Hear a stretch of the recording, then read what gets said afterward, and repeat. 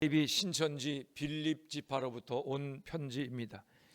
이전에는 사이비 신천지들이 편지를 보낼 때 자신의 누군가를 밝히지 않았습니다. 그저 교회를 사랑하는 사람들, 이 정도의 가명을 써서 편지를 보냈습니다. 이제는 신천지 예수교 증거 장막 성전 빌립 지파라고 하는 분명한 이름과 주소를 인쇄한 봉투에 편지를 담아서 보냅니다. 혹시 여러분 가운데도 그런 편지를 받아보신 분들이 있을 줄로 압니다. 이제는 더 이상 숨길 필요도 없고 숨을 이유가 없다는 겁니다.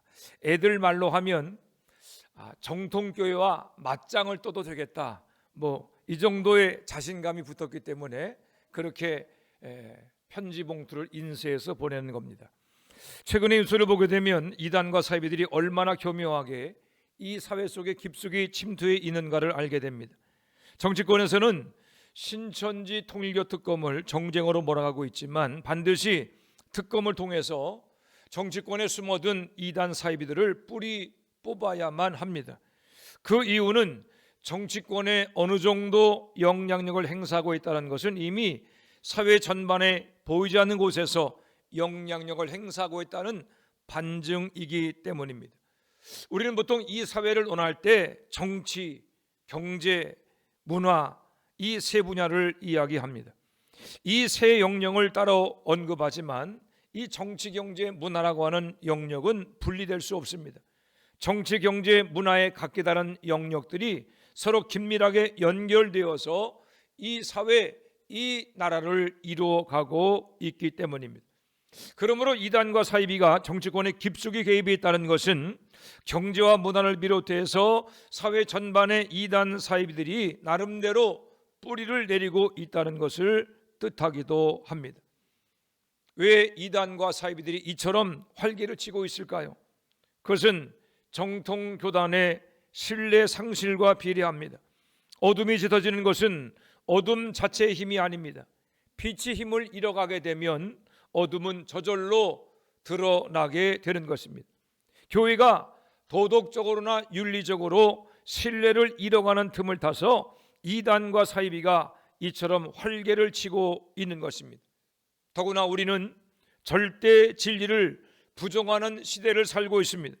이 시대는 유일한 진리 대신 예수 그리스도를 선포하는 우리 기독교를 향해서만 독선적이며 오만한 종교라고 하는 비난을 쏟아붓고 있습니다.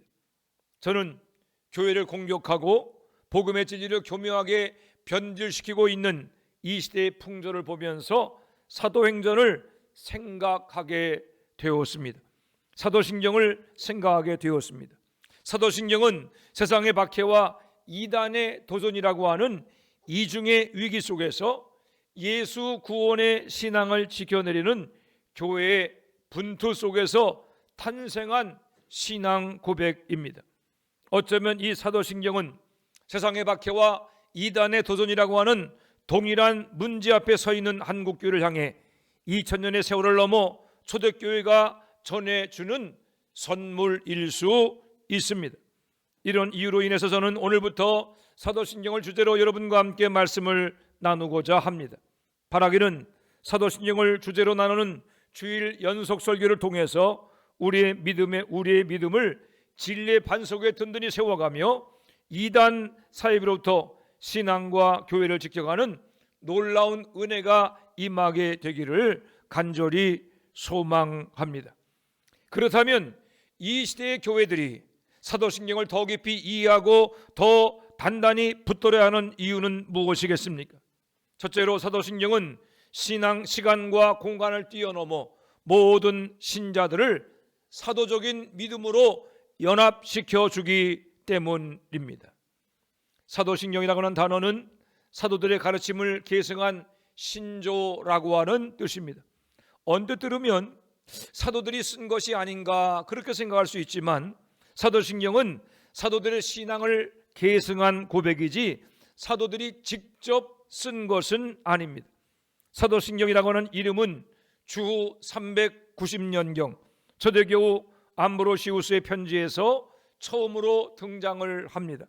암브로시우스는 이 신앙의 규범들이 사도들로부터 유래되었음을 강조하며 사도들의 신조를 믿으라라고 하는 표현을 사용했습니다. 암브로시우스의 제자였던 루피누스는 주후 404년경 사도신경 해설이라고 하는 책을 썼는데 여기서 사도신경의 원문이 등장합니다. 이 원문 사도신경은 오늘날의 사도신경과 핵심 내용은 같지만 문구는 우리가 암송하는 사도신경보다 짧습니다. 이 사도신경이 8세기경 지금의 프랑스 지역의 교회를 지나면서 좀 더 살이 붙여졌고 11세기에 이르러서는 오늘과 같은 완전한 형태의 사도신경으로 정착하게 되었습니다. 기독교 역사를 통해서 많은 신앙 고백이 있었지만 교회 호응을 얻지 못해서 오래 가지 못했습니다. 그러나 사도신경은 거의 2000년의 역사를 뛰어넘어서 모든 교회와 성도들의 신앙 고백이 되고 있습니다. 우리가 사도신경의 유래를 통해서 알 수 있는 것은 우리가 믿는 신앙의 역사성입니다. 기독교는 어느 날 갑자기 하늘에서 뚝 떨어진 그런 종교가 아닙니다. 우리가 믿고 있는 예수님의 탄생과 죽음과 부활과 승천을 비롯한 모든 신앙 고백은 역사적인 사실에 기초하고 있습니다. 오늘 본문에서도 바울 사도는 예수 복음의 역사성을 언급하고 있습니다. 우리 다 같이 고린도전서 15장 3절 말씀을 찾아 함께 읽겠습니다. 고린도전서 15장 3절 말씀.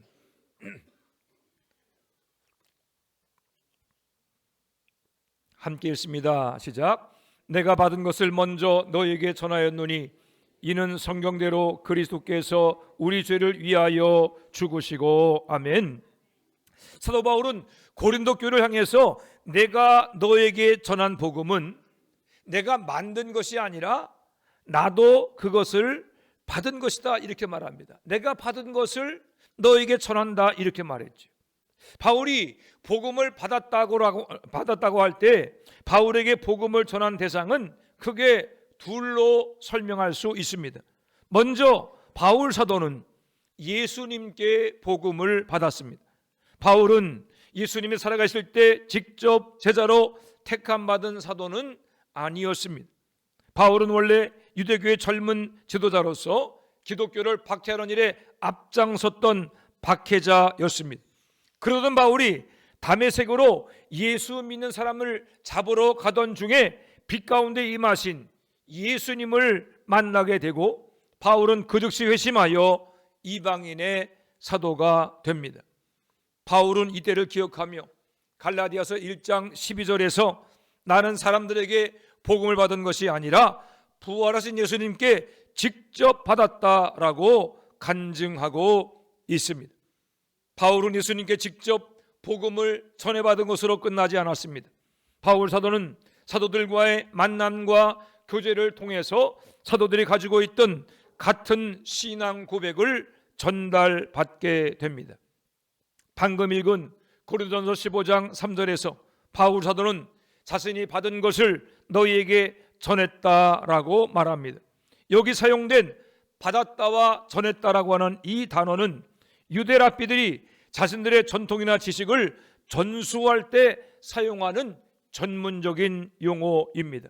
즉 예수님의 죽음과 부활과 승천에 관한 역사적인 사실과 사도들의 신앙 고백을 바울 또한 신실하게 이어받아서 고린도 교회에 전달하고 있다라고 하는 뜻입니다. 오늘 우리는 예수 그리스도를 나의 주, 나의 하나님으로 고백합니다. 우리가 믿는 복음과 믿음의 유산, 교회의 전통은 하루아침에 이루어진 것이 아닙니다.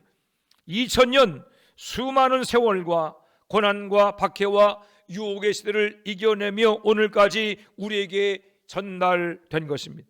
기독교 2000년 역사를 통해서 수많은 이단과 사이비들이 나타났다 사라져 갔습니다. 제가 목회해온 지난 38년 동안에도 우리 한국교회 안에 영생교, 아가동산, 다미 선교회를 비롯한 많은 이단과 사이비들이 나타났다가 사라졌습니다. 신천지와 통일교도 그렇게 사라지게 될 것입니다. 하지만 우리가 받은 예수 구원의 복음과 복음 위에 세워진 교회는 그 긴 역사에 뿌리를 두고 있기에 주님 오시는 날까지 쇠하지 않을 것입니다. 그러므로 우리는 복음의 역사성, 교회의 전통을 귀중하게 여겨야 합니다. 우리의 복음과 전통은 2000년 전 처음 교회와 연결됩니다.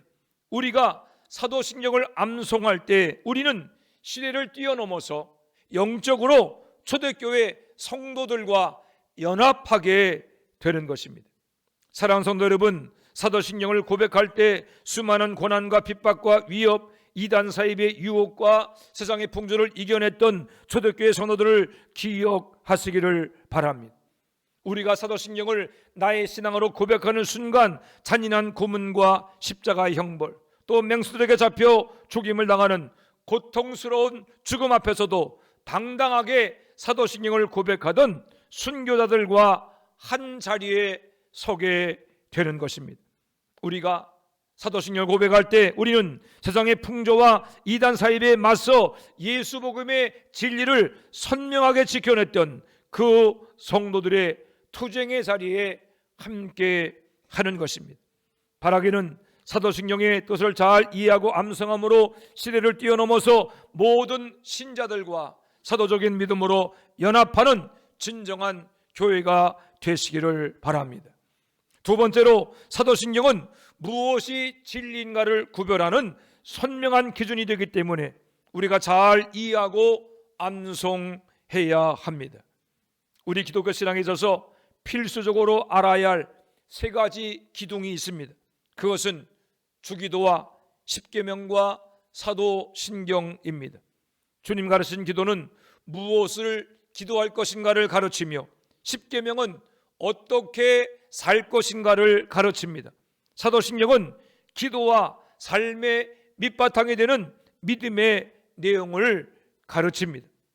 어떻게 믿을 것인가 라고 하는 것도 중요하지만 이보다 더 중요한 것은 무엇을 믿을 것인가 라고 하는 사실입니다. 어떻게 믿을까라고 할 때 모든 종교의 형식은 비슷합니다. 이단 사이비들이나 우상 숭배자들도 자기들끼리 모여서 예배하고 기도합니다. 찬송하고 통성기도하고 철야도 합니다. 금식도 하고 그리고 헌금도 합니다. 하지만 형식이 비슷하다고 해서 다 같은 믿음이다 그렇게 말할 수 없습니다. 그 이유는 믿음의 대상이 다르기 때문입니다. 저들은 우상과 귀신을 믿지만 우리는 살아계신 하나님 삼위일체 하나님을 믿습니다. 사도행전 16장을 보게 되면 빌립보의 간수가 바울 사도에게 질문합니다. 내가 무엇을 하여야 구원을 얻을 수 있겠습니까? 이 물음에 대해서 바울 사도는 간결하지만 분명한 답변을 합니다. 주 예수를 믿으라. 그리하면 너와 내 가정이 구원을 받으리라. 이 말씀은 기독교 신앙의 가장 중요한 요소가 믿음임을 밝히고 있습니다. 우리가 구원을 얻을 수 있는 믿음, 우리에게 구원을 주는 믿음은 무엇에 대한 믿음입니까? 오직 한 분 예수 그리스도를 주로 믿는 믿음입니다. 권력에 대한 믿음이 아닙니다. 재물에 대한 믿음이 아닙니다. 내 경험과 지식에 대한 믿음이 아닙니다. 우리의 믿음은 오직 한 분 예수 그리스도를 바라보는 믿음입니다. 사도신경은 예수 그리스도를 바라보는 믿음의 내용을 가장 잘 요약해 놓은 것입니다. 물론 사도신경이 성경을 대신할 수 없습니다. 사도신경을 이해하고 암송한다고 해서 성경을 읽을 필요가 없는 것은 결코 아닙니다. 그러나 우리가 사도신경을 이해하고 암송하고 고백함으로 우리가 믿는 믿음의 내용을 더 잘 이해할 수 있는 것입니다. 사도신경을 통해서 참과 거짓을 구별하는 기준을 깨닫는 신앙의 유익을 얻을 수 있는 것입니다. 빛이 있으면 어둠이 물러갑니다. 우리 안에 선명한 진리의 기준이 있으면 가짜 신앙, 이단 사이비는 틈탈 수 없을 것입니다. 사도신경의 의미를 깨닫고 고백할 때 사도신경의 진리가 우리를 이단과 사이비들의 시험과 유혹으로부터 지켜줄 것입니다. 미국의 달러화는 국가 간의 결제나 금융거래의 기본이 되는 기축화폐입니다. 그래서 무역을 하려면 그 대금으로 달러를 지불하고 또 달러를 주고받아야 합니다. 그래서 100달러짜리 지폐를 위조해서 사용하려고 하는 위조 지폐범들이 많이 있습니다. 위조 지폐를 수사하는 미국의 비밀 수사국에서는 수사관들에게 진짜 지폐와 가짜 지폐를 구별하는 훈련을 시킨다고 합니다. 수사관들은 수백 가지 가짜 지폐를 구별하는 훈련을 받기 전에 먼저 진짜 100달러짜리 지폐의 재질과 색깔을 비롯한 모든 것을 완벽하게 숙지하는 훈련을 받는다고 합니다. 손의 감촉과 눈, 심지어 냄새까지 오감을 총동원해서 진짜 100달러짜리 지폐를 완벽하게 숙지하고 나면 가짜 지폐는 쉽게 구별할 수 있게 된다는 것입니다. 어느 것이 가짜인가 그렇게 연구할 필요가 없습니다. 진짜를 알게 되면 저절로 가짜는 드러나게 되는 것입니다. 예수께서는 제자들에게 내가 너에게 분부한 모든 것을 가르쳐 지키게 하라 라고 말씀했습니다. 예수님이 가르치고 배우고 지키라고 한 모든 것이 성경에 있습니다. 성경은 일평생 우리가 읽고 배우고 또 지표 삼아야 할 말씀이지만 성경에 담긴 중요한 진리를 요약해 놓은 것이 바로 사도신경입니다. 사도신경을 더 깊이 깨닫고 이해하며 암송함으로 진리의 빛을 드러내고 이단 사이비의 유혹과 시험에서 참된 신앙을 지켜낼 수 있는 여러분들이 되시기를 바랍니다. 세 번째로 사도신경은 우리의 예배와 신앙을 회복시키는 능력을 공급해 줍니다. 코로나 시기를 지나면서 교회가 많이 위축이 되었습니다. 우리의 신앙도 다운이 된 면이 없지 않아 있습니다. 다시금 믿음을 회복하고 신앙의 열정을 찾자는 이야기를 많이 하지만 여전히 우리가 침체의 깊은 늪을 빠져나오기 힘겨워하고 있습니다. 그 이유는 믿음의 근원 되시는 삼위일체 하나님에 대한 바른 지식을 우리가 잊어버렸기 때문입니다. 하나님은 어떤 분이신가? 성자 예수님은 누구시며 성령 하나님은 우리에게 무슨 일을 하시는 분이신가? 교회는 무엇이며 우리의 영생은 어떻게 이루어질 것인가?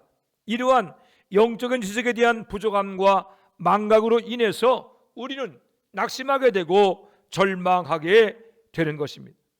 상황적으로 보면 초대교회는 오늘 우리가 직면한 상황보다 훨씬 더 어렵고 힘든 시기를 지나고 있었습니다. 우리는 세상의 박해와 이단 사이비의 유혹에 직면해 있지만 그것 때문에 재산을 잃어버리고 생명을 잃어버릴 정도는 아닙니다. 하지만 초대교회는 달랐습니다. 초대교회는 신앙 고백에 목숨을 걸어야만 했습니다. 그 당시 세계는 로마의 황제를 주님으로 고백하고 있었습니다. 로마의 황제를 주님으로 고백한다면 그가 무엇을 믿고 어떤 방식으로 예배하든지 상관하지 않았습니다. 한 가지 조건은 로마 황제를 주님으로 고백해야 한다는 것입니다. 초대교회 성도들은 이것을 받아들일 수 없었습니다. 그 이유는 예수님은 그리스도시요 살아계신 하나님의 아들이십니다. 예수님은 우리의 주님이 되십니다. 이 고백을 포기할 수 없었기 때문입니다.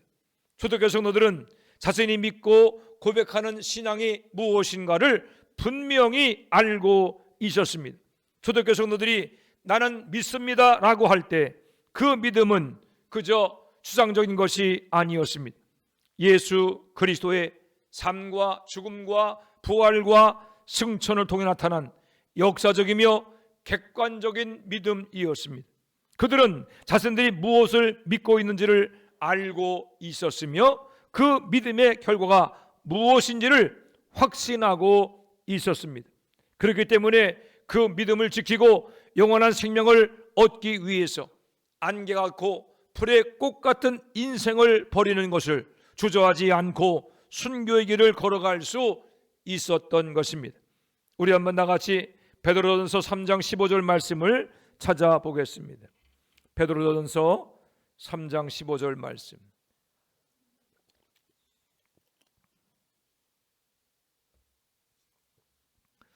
함께 있습니다. 베드로전서 3장 15절입니다. 시작.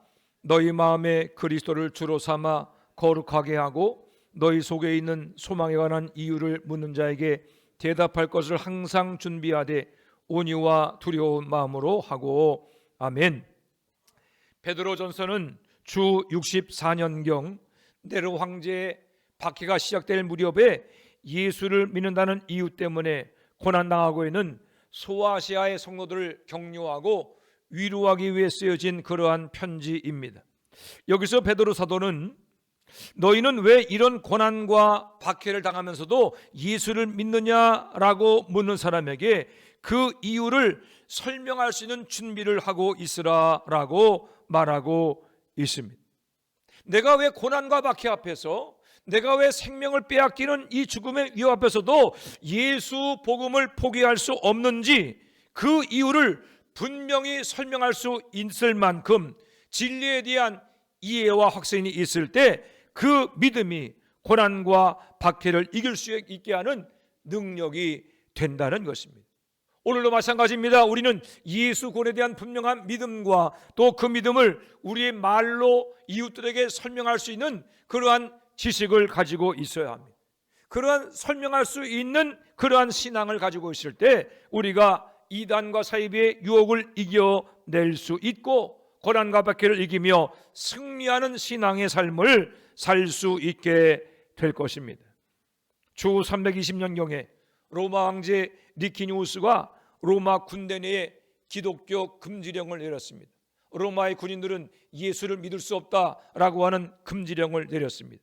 그러던 중에 현재 터키 지역인 세바스트를 다스리던 총독이 군사들이 명령을 잘 지키고 있는지, 군사들이 과연 로마에 충성할 수 있는지를 시험하기 위해서 우상에게 제물을 바치라라고 하는 명령을 내렸습니다. 왜 그랬을까요? 왜 우상에게 제물을 바치라고 했을까요? 예수를 믿는 사람들을 찾아내기 위해서. 그렇죠? 예수를 진짜 믿는다고 하게 되면 우상에게 제물을 바치지 않을 것이기 때문에 그런 명령을 내린 것입니다. 이 명령 앞에서 로마 12군단 소속의 병사 40명이 우상 숭배를 거절하며 자신들이 그리스도인인 것을 당당하게 밝혔습니다.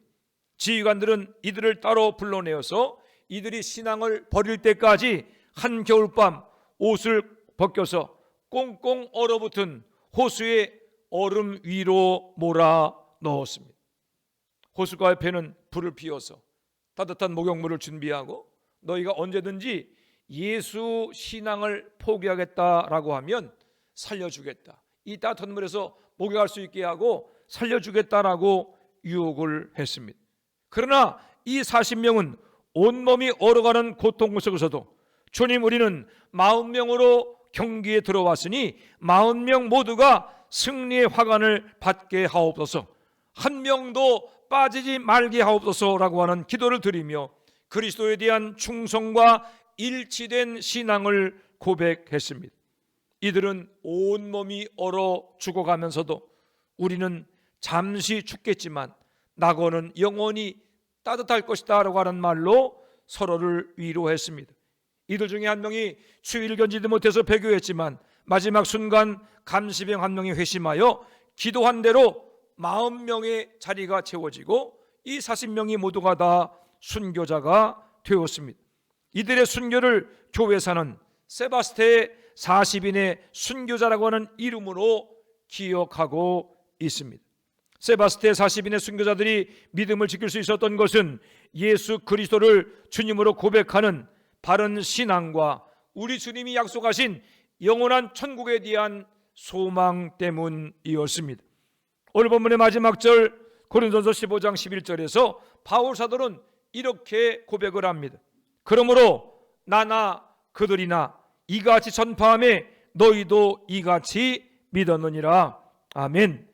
그들도 믿고 나도 믿고 우리 모두가 믿는 진리, 바른 신앙과 우리 주님의 약속에 대한 소망이 바로 사도신경에 담겨 있습니다. 주님 오실 날이 멀지 않았습니다. 이 마지막 때 교회가 예배의 능력을 회복하고 바른 신앙으로 세상의 죄악과 맞서 싸우려면 사도신경의 신앙을 붙들어야 합니다.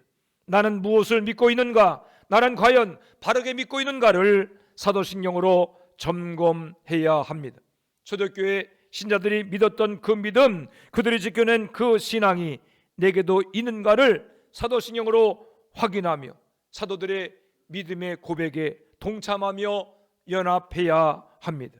사도신경에 담긴 초대교회 신앙 고백과 진리를 잘 깨닫고 믿는 여러분들이 되시기를 바랍니다.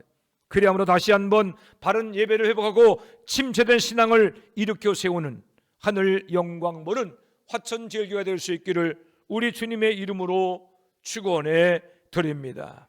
기도하겠습니다. 하나님 은혜와 사랑을 감사합니다. 교회를 향한 핍박과 또 이단 사입의 유혹들이 노골화되고 있는 이 시점에서 다시 한번 주님께서 우리가 가르치신 하나님이여 신앙 고백을 돌아보게 하심을 인하여 감사를 드립니다. 아버지 하나님, 우리가 참으로 그리스도 예수를 구주로 고백하는 그 믿음이 내가 만든 것이 아니라 초대교부터 이어져 내려오는 그러한 신앙의 고백임을 깨닫게 하여 주시옵시고, 우리가 아버지 하나님 참으로 믿는 것에 대해서 바로 이해하고 고백할 수 있는 신앙을 가짐으로 말미암아 세상의 핍박과 이단 사입의 모든 유혹을 능히 이겨내는 그러한 승리하는 성도로 살게 하여 주시옵소서. 아버지 하나님, 우리 화천제일교회가 참으로 말씀의 든든히 세워지게 하시고 부어지는 주연의 사랑으로 더욱더 든든히 세워지며 하나님께 영광 드리는 귀한 교회가 되기를 간절히 소망합니다. 아버지 하나님, 우리가 참으로 믿음을 고백하며 말씀의 진리를 굳게 붙잡고 사도신경을 나의 신앙으로 고백하는 가운데 사도들의 신앙과 연합하게 하여 주시옵시고, 이 마지막 시대에 하나님께 영광 돌리는 하늘 영광 보는 교회가 되게 하여 주시옵소서. 우리에게 승리 주시는 예수님 이름으로 감사하며 기도해 싸움나이다. 아멘.